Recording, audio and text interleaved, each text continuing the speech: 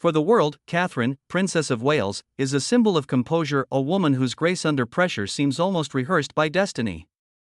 Yet behind the famous smile and royal posture lies a foundation built by two people who never sought a spotlight but helped carry its weight: her parents, Carol and Michael Middleton. Their story, often reduced to background footnotes, reveals something gentler and more complex: an ordinary couple navigating extraordinary consequences of their daughter's life. The tragedy in their journey isn't scandal or sensational loss, it's the quiet ache of watching normalcy fade as fame rewrites the definition of family. Carol Goldsmith grew up in Southall, Western London, in a modest home filled with ambition far larger than its walls. Her father, a painter and decorator, and her mother, a homemaker, taught determination by example. Carol learned early that warmth and work ethic could turn limitations into launching pads. By her 20s she was resourceful, curious, and eager for independence, a young woman with a plan in an era when few plans included entrepreneurship. Then came Michael Middleton, an aviation enthusiast from Leeds with a measured voice, a dry sense of humor, and lineage quietly tied to minor gentry.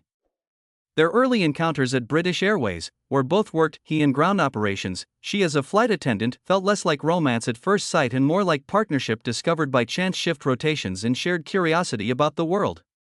They were, in essence, equals bound by practicality. The late 1970s weren't easy for young couples balancing work and aspiration, yet the Middleton synergy quickly became their armor. Friends recall that they weren't loud dreamers, they were planners. When they married in 1980, there was no media fanfare, only heartfelt toasts and modest photographs now yellowed by time. They settled into a small home near Reading, building family life around patience rather than pretense. 3 children followed: Catherine, Pippa, and James. The Middletons nurtured them with a mix of classic English reserve and modern encouragement. The children went to local schools first, then to better ones as finances allowed. Carol's entrepreneurial spark refused to rest. In 1987 she launched a small company called Party Pieces, born from the simple frustration of not finding quality supplies for her own children's birthdays. That modest mail-order business would become the family's pivot. Through catalogs and, later, online sales, Party Pieces grew into one of the UK's earliest lifestyle brands built from a kitchen table. Carol handled products and marketing, Michael managed logistics and finance. The business lifted them into comfort but also into visibility. Still, neighbors remember them as unassuming: Michael in his garden, Carol juggling calls while stirring dinner. The company's eventual success paid for quality education, including Marlborough College, where Catherine thrived academically and socially. What no one could foresee was how that education would align her path with royalty. When Catherine met Prince William at St Andrews University, the Middletons' stable family life inadvertently set the stage for history. For most parents, watching a daughter fall in love is joyous, even nerve-wracking. For the Middletons it slowly turned into a global spectacle. The British press, hungry for every photograph or whisper, began dissecting backgrounds, income, speech patterns, even their shopping lists. The same public that soon adored their daughter as the future queen also treated her upbringing as cultural examination. Journalists labeled Carol a pushy mum, then reformulated the label as compliment once Catherine proved resilient. Michael, reserved as ever, withdrew further from attention, preferring silence to performance. For two people who had built a business around joyful occasions, privacy became their rarest commodity. Repeatedly, they faced the paradox of pride and intrusion. Pride because their daughter had found both love and purpose within the monarchy, intrusion because every family moment risked misinterpretation. Cameras appeared at their village, helicopters once hovered near Bucklebury. They learned to guard speech the way others guard finances. Invitations to royal events, while flattering, came with unseen cost and end to anonymity. And yet, through every year of scrutiny, what survives most poignantly is their quiet endurance. The tragedy lies precisely there: ordinary parents losing the luxury of being ordinary. The couple's strength draws from how different they are. Carol animated, entrepreneurial, socially intuitive, and Michael steady, understated, slightly shy. Together, they balance each other like the two halves of their daughter's public persona. Their marriage endured not because life spared them hardship but because they met hardship with teamwork. Party Pieces weathered recessions and retail upheaval. Family dinners sometimes doubled as board meetings. When the business faltered during the pandemic decades later, they bore it with stoic realism, never indulging victimhood. Yet observers could see the toll: aging in public, the visible strain of trying to protect a daughter whose every gesture became global commentary even in triumph. The Middleton stoicism attracts empathy. They're not tragic in the theatrical sense, they haven't fallen from grandeur, but rather in the human sense of watching simplicity slip away. Their village walks became security-monitored outings, their children's birthdays evolved into international talking points. What once was private tenderness became archival material for tabloids. For people who built a company celebrating parties, there's irony in learning how fame can dim joy at the very thing they sold. Celebration. Friends close to the family insist that beneath composure they have preserved humor, particularly Michael. He's the kind of father who, even amid royal protocol, will murmur a pun to comfort nervous relatives. Carol counters anxiety with hospitality, ensuring guests feel at home even in palatial surroundings. They embody a trait often lost in famous circles: normalcy as rebellion. Yet the emotional cost is unmistakable. Parenting involves worry, parenting the future queen magnifies it infinitely. The Middletons have watched public narratives shift from fairy tale romance to relentless scrutiny, from applause to speculation. Each headline, fair or not, brushes against their own reflection. The cruel paradox of modern royalty is that elevation isolates both the crowned and the kin. While their daughter represents continuity of an institution, her parents represent a vanished version of family life: private, playful, uncomplicated. The distance measured between Bucklebury and Buckingham isn't just geography, it's emotional erosion. They remain close as ever to their daughter, yet physical reunions now involve coordination with security details and reporters magnetized by trivial glimpses.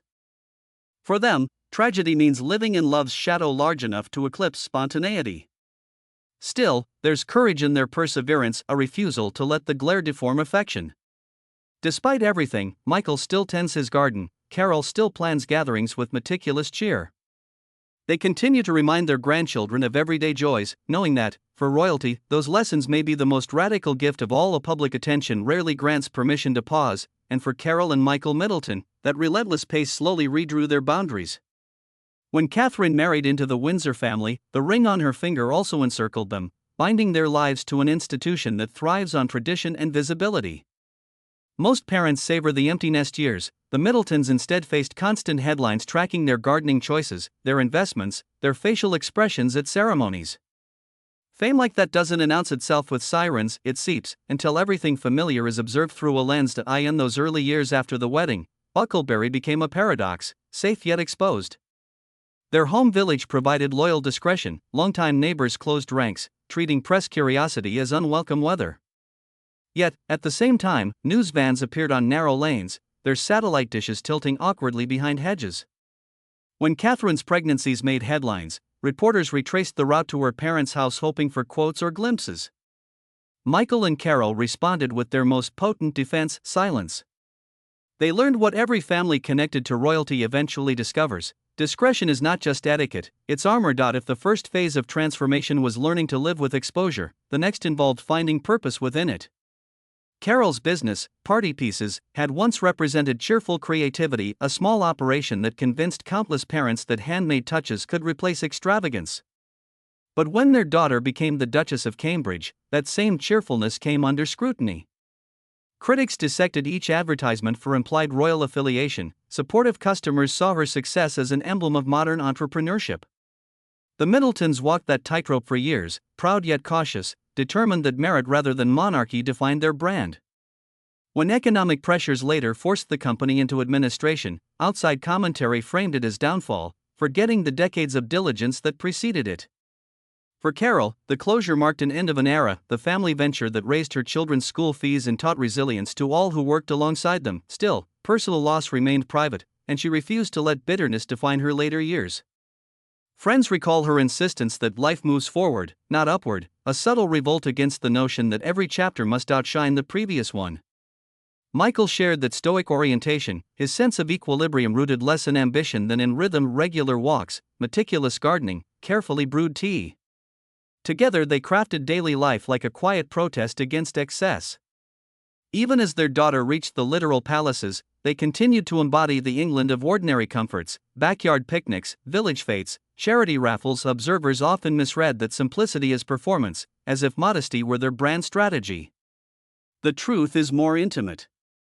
It's the same instinctive privacy that first guided their parenting. When Catherine and her younger siblings were small, the Middletons curated a household built on humor and predictability, chores finished before play, laughter encouraged, criticism constructive. Their love displayed itself in routine rather than sentimentality. The same pattern sustains them now. Their grandchildren, George, Charlotte, and Louis, know that at Grandma Carol's, shoes are left by the door and adventures begin after vegetables are eaten. These are rituals, not rules, and they carry something sacred in the royal context. Normal childhood, beyond the laughter of visiting grandchildren, however, sits the emotional cost few outsiders see. Each birthday or holiday has to be timed around national duties and media expectations. One can imagine the bittersweet tone of those logistics, happiness trimmed by coordination planners once reserved for dignitaries.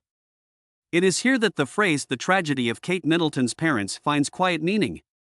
Not tragedy as calamity, but tragedy as distance, the slow estrangement from spontaneity.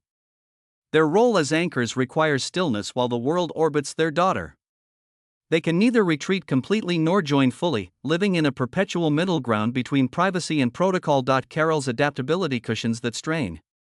Even in interviews years before her daughter's marriage, she spoke often about the importance of being hands-on. That trait, while celebrated, brought challenges later. Royal motherhood operates under public timetable, royal grandparentship, even more so. Planning a weekend visit might involve palace liaisons rather than simple text messages.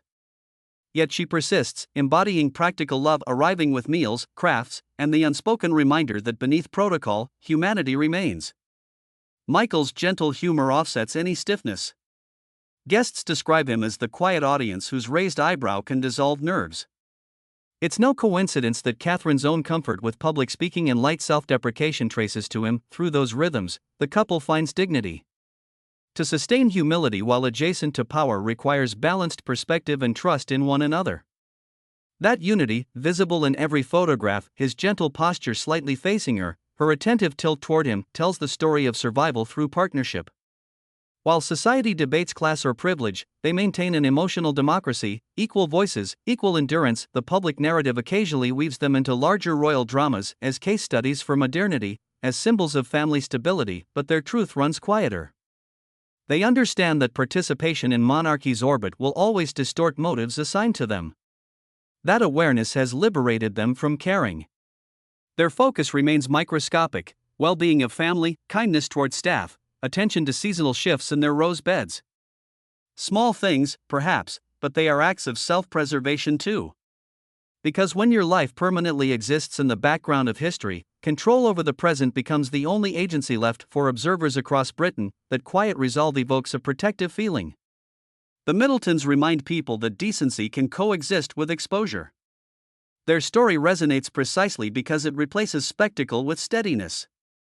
When tabloids search for drama, they offer decorum. When speculation intensifies, they offer candor without comment. The paradox is that their restraint amplifies their influence. By not cultivating celebrity, they earn respect reserved for the genuinely private. There's an unavoidable melancholy woven through their story. They live evidence that fairy tales cost someone ordinary peace. Yet there's also grace. The same humility that shielded Catherine through her ascent shields them now. They became reluctant participants in global fascination, and rather than crumble, they transformed scrutiny into lesson: how to survive attention without feeding it, how to remain authentic when the world expects performance. Every few years their faces return to front pages: the Jubilee balcony, a coronation pew, a christening photo. Then, once again, they fade from view, retreating to Buckleberry's rolling quiet. That rhythm, appearance, disappearance, mirrors the tide of their emotional life. They surface for duty, submerge for peace. And each time they resurface, the world rediscovers their poise and wonders how two people, drawn from such modest beginnings, embody composure better than those trained for it. The quiet between headlines is where their true story breathes: afternoon tea shared with grandchildren, garden laughter that never trends, resilience disguised as routine. If sadness shadows them, it's not despair, it's nostalgia for the privacy they once took for granted. Yet their grace in living without it transforms that sadness into legacy. Years pass. Headlines fade faster these days, replaced by new algorithms and distractions, but the Middletons remain relevant precisely because they do not chase relevance. While the digital world surges forward, their lives still move at the pace of weather, garden seasons, family celebrations, moments that happen without trending. If tragedy once meant the erosion of privacy, its evolution is gentler now, it has become acceptance. Carol and Michael Middleton cannot reclaim anonymity, yet they have learned how to live freely within its absence. The rhythm of their household follows a pattern observers might describe as English domestic poetry. Morning tea, a stretch of quiet reading, then the bustle of small responsibilities. Their home, filled with reminders of simpler decades, black and white family portraits, clippings from the earliest party pieces catalogs, functions less as shrine and more as compass, pointing them back to grounded beginnings. When grandchildren visit, laughter replaces the hum of anxiety. Catherine's children rush through corridors with the same unself-conscious energy their mother once had, and in those fleeting minutes, the outside world feels very far away. The Middletons know better than anyone that privacy doesn't mean isolation, it means the right to be ordinary with the people you love. Progress sometimes appears in miniature, Carol tending a flowerbed while a reporter's car passes unnoticed, Michael sharing a smile with a neighbor at the village post office. They are reclaiming place by refusing performance. Their fame remains, but its ownership has shifted. It no longer belongs to strangers writing headlines, it belongs to them, defined quietly by what they do not share. That restraint might sound simple, yet in a culture where oversharing is currency, it is an act of courage. They have redefined dignity for a new era, not as rigidity but as thoughtful silence. Catherine often cites her parents' steadiness as central to her ability to serve publicly while nurturing a young family.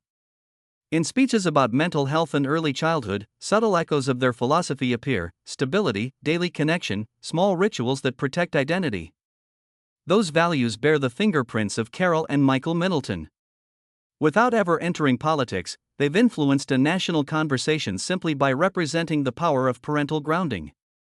Their daughter's poise at international events traces directly back to the kitchen table in Bucklebury where laughter once softened daily stress from a wider lens. Their story mirrors countless parents' quieter struggles, watching children step into worlds they cannot follow, finding pride and loneliness intertwined. The Middletons just happen to live that paradox on a public stage. Their endurance carries universal resonance. When viewers see them at royal ceremonies, dressed impeccably but eyes focused tenderly on their daughter, they are witnessing love distilled through circumstance. Cameras may catch posture, experience explains the posture's calm. Fame's thunder has died down, but whispers remain, questions about how they truly feel, whether they ever regret the life that changed theirs. Their answer, expressed not in interviews but in presence, is visible. They show up. Weddings, christenings, coronations, they appear when needed and vanish when not. That self-erasure is its own language of love. Protecting Catherine's capacity to shine required them to accept life on the dimmer edges of the frame. It seems simple until one remembers how few manage it gracefully. Within those edges lies a philosophy of coexistence with pressure. They do not pretend pain never existed, they simply refuse to make it central. Even the closure of party pieces serves as metaphor. Some successes run their course, and letting go is wiser than clinging. Pride now comes from seeing Catherine's sense of service reflect their own perseverance. To them, that mirror is compensation enough. They need no public vindication, no revisionist headlines clarifying misunderstanding. Their victory is the quiet survival of self-respect. The new chapter of their lives, as retirees still illuminated by royal proximity, appears contented. They host friends in their garden, attend church, travel occasionally. He fishes, she plans family get-togethers. When photographers appear, neighbors often position cars strategically to preserve their peace, a small act of community affection that says everything about how they are viewed locally. Bucklebury regards them as its most famous yet most ordinary residents, the couple who wave from the same walking route regardless of who might be watching. Time inevitably magnifies affection. What once felt like intrusion now feels like recognition of endurance. Commentators, kinder now, describe them as the monarchy's invisible backbone. They bristle gently at that praise, because they never meant to carry institutions, only family. Yet the description, unintended though it may be, fits. By embodying consistent decency, they strengthened public perception of the royal household at moments when scandal or fatigue threatened it. Their ability to represent family values without contrivance became symbolic reassurance for an entire nation searching for reliability amid turbulence. Michael's humor still surfaces unexpectedly. During charity events, he lightens tense conversations by recalling airport anecdotes from his early British Airways days, the lost luggage that reunited couples, the security dogs that slept through inspections. Carol laughs alongside him, sometimes shaking her head in mock scolding. Their interaction shows practiced comfort, decades of partnership hardened into rhythm. To younger observers, they model an old-fashioned marital harmony now rare in media portraits. They make steadfastness fashionable. As retirement deepens, they also permit moments of reflection about fragility. Friends note they sometimes speak of their lives in seasons: the party pieces spring, the royal summer, and now, as Michael calls it, the quiet harvest. Each term carries gratitude rather than grief. The narrative of tragedy dissolves into recognition that sadness can coexist with contentment, that losing one world does not negate the joy of another. "We are proud and peaceful," Carol confided to one acquaintance, a sentence that could serve as epitaph for the entire chapter. Ultimately, the Middletons' legacy transcends the royal connection. They exemplify how resilience can outlast spotlight. Every generation celebrates crowns and ceremonies, but the quieter figures, parents, mentors, ordinary builders of steadiness, sustain the fabric underneath. Their story invites reflection on what the modern age too easily forgets. Fame's glory cannot compare with the grace of balance. So if the title of their saga labels it tragedy, the truth transforms the word. The tragedy isn't downfall, it's the gentle melancholy of ordinary people drafted into myth. Yet within that mythology, their humanity has never flickered. They remain the same couple who built an enterprise from paper plates and hope, who raised children to value composure, who now nurture a growing branch of the royal line with simple affection. Their sadness, if it exists, is merely the echo of love stretched wider than any family anticipates, and in that echo lies beauty, the sound of endurance, of laughter remembered, of dignity that never learned how to perform. The world may look to palaces for grandeur, but sometimes the grandest courage rests quietly in a small Berkshire kitchen, where two parents sip evening tea and toast, without an audience, to the life they made and the peace they reclaimed.